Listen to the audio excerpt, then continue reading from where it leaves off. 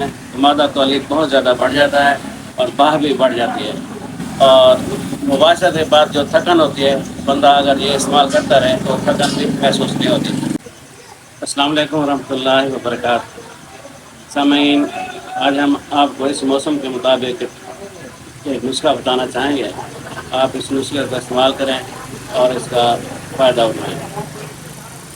प्याज तकरीबन 100 ग्राम और गुड़ 100 ग्राम, इसको बराबर लेके कूट लें और एक टाइम इसके साथ रोटी खाएं और रोटी को देसी घी लगा के इस्तेमाल करें।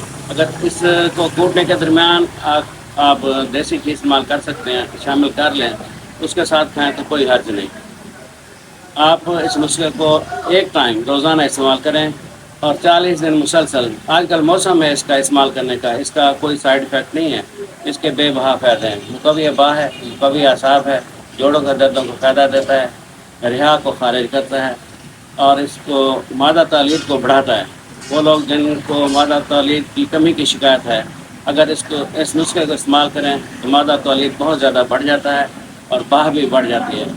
और मुबाशरत के बाद जो थकन होती है, बंदा अगर ये इस्तेमाल करता रहे तो थकन भी महसूस नहीं होती। अस्सलाम वालेकुम रहमतुल्लाहि व बरकातहू।